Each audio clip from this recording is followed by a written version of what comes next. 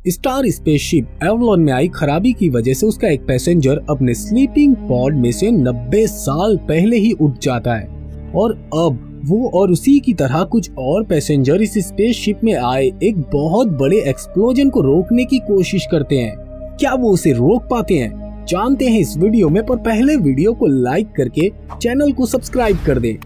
तो कहानी की शुरुआत में हम एक एवलॉन नाम के स्पेसशिप को देखते हैं जिसमें 5000 पैसेंजर्स और 300 के आसपास क्रू मेंबर होते हैं। ये सारे ही लोग धरती से होमस्टेड नाम के एक दूसरे ग्रह पर जा रहे होते हैं और इनका ये पूरा सफर 120 सालों का होता है और ये स्पेसशिप पूरे ऑटो पायलट मोड पर होती है, यानी कि इस स्पेसशिप में मौजूद सभी लोग स्लीपिंग मोड पर थे और शिप अपने आप दिए गए डायरेक्शन में जा रही थी। यहाँ पर हम देखते हैं कि सारे ही लोगों को अलग अलग स्लीपिंग चैम्बर दिए गए थे ताकि वो इतने सालों का सफर बिना किसी रुकावट के पूरा कर सके। अब देखते ही देखते इनके सफर को 30 साल हो जाते हैं और एक दिन जब शिप डीप स्पेस से जा रही होती है तभी कुछ एस्ट्रॉइड शिप से टकरा जाते हैं जिसकी वजह से शिप का कुछ हिस्सा खराब हो जाता है। लेकिन स्पेसशिप का एआई इसे खुद ही ठीक करने लगता है और इस खराबी की वजह से शिप में मौजूद एक स्लीपिंग चैम्बर खराब हो जाता है जिसकी वजह से उस चैम्बर में मौजूद आदमी की आंख खुल जाती है। इसका नाम जिम होता है। जैसे ही वो उठता है उसे एक एआई वेलकम करती है जिसके बाद उसे एक कमरा दिया जाता है। जिम जब रेडी होकर बाहर आता है तो उसे वहाँ कोई भी नहीं मिलता। ये देखकर जिम को काफी अजीब लगता है कि आखिर बाकी के लोग उसके साथ क्यों नहीं है। उसे नहीं मालूम कि वो अपने आधे ही सफर में जाग चुका है। जिम कंट्रोल रूम में जाने की कोशिश करता है लेकिन उसके पास कंट्रोल रूम का भी एक्सेस नहीं होता। उसके बाद वो ऑब्जर्वेशन रूम में जाता है जिससे उसे पता चलता है कि अभी तो सिर्फ 30 साल ही हुए हैं और खराबी की वजह से वो वक्त से पहले ही जाग चुका है, यानी कि अभी पूरे 90 साल बाकी है। अब जिम धरती पर एक मैसेज भेजता है लेकिन उसका ये मैसेज धरती तक पहुंचने में पूरे 17 साल लगेंगे और मैसेज का रिप्लाई मिलने में पूरे 55 साल हो जाएंगे। ये सब देखकर जिम काफी दुखी हो जाता है। तभी वो वहाँ से जाने लगता है और उसकी नजर पड़ती है बार पर जिसमें एक आदमी उसे दिखाई देता है। ये देखकर जिम को थोड़ी सी खुशी होती है। पास जाने पर उसे पता चलता है कि ये तो एक रोबोट है जिसका नाम आर्थर था। वो बिल्कुल इंसानों की तरह दिखता था, बस उसके अंदर फीलिंग्स नहीं थी। अब जिम को भूख लगती है इसलिए वो खाना खाने की मशीन के पास आता है लेकिन उसे अपनी पसंद का खाना नहीं मिलता क्योंकि उसकी कैटेगरी लो थी, इसलिए उसे लो कैटेगरी का ही फूड मिलता है। एक मैनुअल की मदद से जिम अपने स्लीपिंग चैम्बर को ठीक करने की कोशिश करता है लेकिन वो इसमें कामयाब नहीं हो पाता। वो कंट्रोल रूम को भी एक्सेस करने की कोशिश करता है लेकिन उसकी शीट इतनी मोटी थी कि वो उसे तोड़ ही नहीं पाता। अब स्पेसशिप के फंक्शंस में भी खराबियां आने लगी थी। अब जिम आर्थर से कहता है कि वो अपनी पूरी जिंदगी के लिए इस स्पेसशिप में फंस चुका है और शायद वो अकेला ही यहाँ पर मर जाए। आर्थर कहता है कि इंसानों में यही खामियां हैं। उन्हें वो चीज चाहिए जो उनके पास नहीं है, बल्कि उन्हें उन चीजों से खुश होना चाहिए जो उनके पास मौजूद है। शिप में करने को बहुत कुछ था, इसलिए जिम अब अपना वक्त इस शिप में बिताने के लिए नई नई एक्टिविटी शुरू कर दी थी। वो पहले से बहुत ज्यादा खुश रहता था लेकिन काफी टाइम के बाद वो इस शिप पर खुद को अकेला फील करने लगता है। कई बार उसने सुसाइड करने की भी कोशिश की थी। वो बहुत ज्यादा घबरा गया था और वो वहाँ से भागता है। वो भागते वक्त गिर जाता है। अब जिम जिस स्लीपिंग चैम्बर के पास गिरा हुआ होता है उस चैम्बर में एक लड़की होती है जिसका नाम था अरोरा। अब जिम उस लड़की को पसंद करने लगता है। वो उसका इंटरव्यू देखता है और हर वक्त उस स्लीपिंग चैम्बर के पास ही रहता है जिससे वो अपने आप को इस तन्हाई से बचा लेता था। अब जिम चाहता है कि जिस तरह वो समय से पहले जाग चुका है ठीक उसी तरह अरोरा भी जाग जाए, इसलिए वो अरोरा की स्लीपिंग चैम्बर में खराबी पैदा कर देता है। अब जिम की तरह अरोरा भी जाग जाती है। इससे पहले कि वो आँख खुलते ही जिम को देखती जिम वहाँ से भागकर कहीं छुप जाता है। अब अरोरा भी सेम उसी की तरह नींद से जागते ही उस स्पेसशिप पर घूमने लगती है ताकि उसे भी कोई इंसान दिख जाए। ढूंढते ढूंढते अरोरा जिम के पास पहुंच जाती है।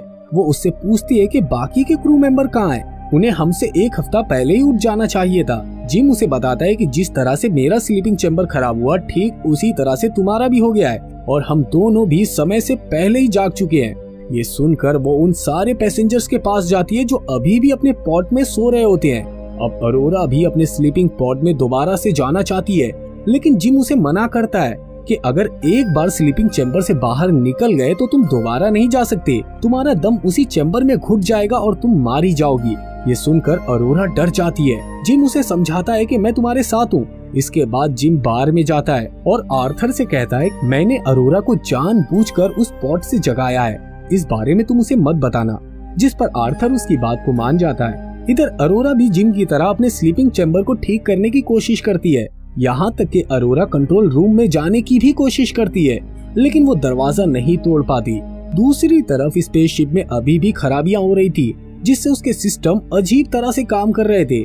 वहीं अब अरोरा को समझ में आ जाता है कि वो चैम्बर में वापस नहीं जा सकती, इसलिए वो अब टाइम पास करने के लिए बुक ले आती है जो उसने अपने साथ लाई थी ताकि वो उसे दूसरे ग्रह पर पढ़ेगी। अरोरा जिम का इंटरव्यू लेती है। जिम भी खुशी खुशी अपना इंटरव्यू देने लगता है। वो कहता है कि मैं एक इंजीनियर हूँ और मुझे चीजों को बनाना काफी पसंद है। मैंने स्पेसशिप की टिकट भी इसीलिए खरीदी ताकि मैं दूसरे प्लेनेट पर जाकर अपनी पसंद का एक घर बना सकूं। वहीं अब अरोरा भी अपने बारे में बताना शुरू करती है। वो कहती है कि मैं होम स्टेट पर कुछ टाइम तक रहना चाहती हूँ। वो प्लेनेट कैसा है मैं सिर्फ ये देखना चाहती हूँ। उसके बाद मैं वापस से धरती पर लौट आऊंगी। उसके बाद ये दोनों काफी अच्छे दोस्त बन जाते हैं और एक साथ वक्त बिताने लगते हैं। देखते ही देखते वक्त बीतने लगता है। अब अरोरा को भी जिम पसंद आने लगा था। एक दिन जिम अरोरा को डेट के लिए पूछता है, जहां वो उसे चांद तारों के बीच में डिनर करवाता है और इसके बाद जिम अरोरा को अंतरिक्ष में लेकर जाता है। ये सब देखकर अरोरा काफी खुश होती है, क्योंकि वो धरती की पहली लड़की थी जो स्पेस में गई थी। इसके बाद जिम अरोरा को शादी के लिए प्रपोज करने वाला था। वो अरोरा को एक बार फिर से डेट पर बुलाता है, जहां अरोरा टाइम से पहले पहुंच जाती है, इसलिए वो अपना वक्त आर्थर के साथ गुजारती है। जहां बातों ही बातों में अरोरा बताती है कि उन दोनों के बीच में ऐसी कोई भी बात नहीं है जो उन्होंने एक दूसरे से छुपाई हो। ये सुनकर आर्थर समझ जाता है कि जिम ने उसे अभी तक सच्चाई नहीं बताई है, कि उसने ही जानबूझकर उसका स्लीपिंग चैम्बर खराब किया था। अब आर्थर यहाँ पर उसे सच्चाई बता देता है। ये सुनकर अरोरा को काफी गुस्सा आता है। जिम उसे मनाने की कोशिश भी करता है, लेकिन अरोरा उसकी कोई भी बात नहीं सुनती। अब जिम की सच्चाई जानने के बाद वो काफी टूट जाती है। इस तरह दिन बीतते जाते हैं और एक दिन अरोरा को स्पेसशिप में पेड़ दिखाई देता है, जिसे जिम ने वहाँ लगाया था। तभी वहाँ गस नाम का एक आदमी आता है जो स्पेसशिप का क्रू मेंबर था। वो जिम के लगाए गए पेड़ से खुश नहीं था। वो इन दोनों से पूछता है कि बाकी के लोग कहाँ हैं। जिम कहता है कि वो सभी लोग अपने पॉट में सो रहे हैं। शिप में खराबी की वजह से गस का पॉट भी खराब हो गया था, इसलिए वो कंट्रोल रूम के अंदर जाता है ताकि ये चेक कर सके कि शिप में अब तक क्या क्या खराबियां हुई हैं। लेकिन वो इस खराबी को पकड़ नहीं पाता, इसलिए वो डिसाइड करते हैं कि वो सब कुछ मैनुअली चेक करेंगे। जब वो बाहर आते हैं तो उनके ऊपर एक रोबोट गिर जाता है। जिम उन्हें बताता है कि ये 15वां रोबोट है इस शिप का जो खराब हो चुका है। अब गस को समझ में आने लगा था कि इन्हीं सब खराबियों की वजह से जिम और अरोरा के स्लीपिंग चैम्बर खराब हुए। साथ ही में वो ये भी पकड़ लेता है कि अरोरा के स्लीपिंग चैम्बर को किसी ने जानबूझकर खराब किया था। जिम बता देता है कि ये काम मैंने ही किया है, यानी कि जिम अपनी गलती को एक्सेप्ट कर लेता है। तभी गस को कुछ अजीब सा फील होने लगता है और वो आराम करने के लिए चले जाता है, लेकिन उसकी हालत और भी खराब होने लगती है। अब दूसरी तरफ स्पेसशिप में खराबी की वजह से शिप की ग्रेविटी बंद हो जाती है, जिससे हर चीज हवा में उड़ने लगती है। वही अरोरा जो स्विमिंग पूल में होती है वो पानी के एक बबल में फंस जाती है। ग्रेविटी के वापस लौटते ही वो पानी में वापस गिर जाती है और अरोरा की जान बच जाती है। अब कुछ देर के बाद ये तीनों भी कंट्रोल रूम में मिलते हैं, जहां गस कंप्यूटर में आई इन सारी खराबियों का रिकॉर्ड देखने लगता है। यहाँ उन्हें पता चलता है कि ये सारी खराबियां आज से 2 साल पहले शुरू हुई हैं। अब गस इन सब चीजों की इंक्वायरी कर ही रहा होता है, तभी वो बीच में बेहोश हो जाता है। उसके बाद गस को ऑटोमेटिक मेडिकल रूम में लेकर जाया जाता है, जहां मशीन उसकी पूरी बॉडी को स्कैन करती है, जिससे पता चलता है कि उसके मल्टीपल ऑर्गन फेल हो चुके हैं और ये सब उस स्लीपिंग पॉट में आने वाली खराबी की वजह से हुआ था। अब गस के पास अपनी जिंदगी के बस कुछ ही घंटे बचे थे। वो मरने से पहले जिम और अरोरा को उनकी आईडी दे देता है ताकि वो कंट्रोल रूम में जा सके। अब जिम और अरोरा स्पेसशिप में हुई खराबी का पता लगाते हैं। उन्हें एक जगह पर काफी सारे होल दिखते हैं और ये होल उस वक्त हुआ था जब स्पेसशिप एस्ट्रॉइड से टकराया था। उसके बाद उन्हें शिप का पावर प्लांट भी मिलता है। उसको कंट्रोल करने वाला कंप्यूटर भी खराब हो गया था। इसी वजह से स्पेसशिप का सिस्टम भी काम नहीं कर रहा था। अब जिम सिस्टम में आई खराबी को ठीक करने के लिए कोशिश करता है। वो शिप के सभी पार्ट्स को रिप्लेस करने लगते हैं और जब ये दोनों हीट को रिलीज करने के लिए लीवर को खींचते हैं तो गेट नहीं खुलता। इसका ये मतलब था कि वो सारी हीट गेट के अंदर ही ट्रैप होकर रह गई थी और जल्द ही उसे रिलीज नहीं किया गया तो ये शिप एक बहुत बड़े ब्लास्ट के साथ फट जाएगा। अब जिम अपनी जान को खतरे में डालकर स्पेसशिप से बाहर आता है और वो उस टनल की तरफ चला जाता है जिस तरफ से हीट को निकलना था। अंदर शिप का टेम्परेचर लगातार बढ़ता ही जा रहा था। जिम जब बाहर से लीवर को खींचता है तो वो गेट खुल जाता है, लेकिन जैसे ही वो उसे छोड़ देता है तो वो दोबारा से बंद हो जाता है। जिम समझ जाता है कि अगर उसे गेट को ओपन रखना है तो गेट को खुला रखना होगा, लेकिन सबसे बड़ी प्रॉब्लम तो ये थी कि स्पेसशिप की सारी हीट उसकी बॉडी से टकरा कर निकलती, जिससे उसकी मौत भी हो सकती थी।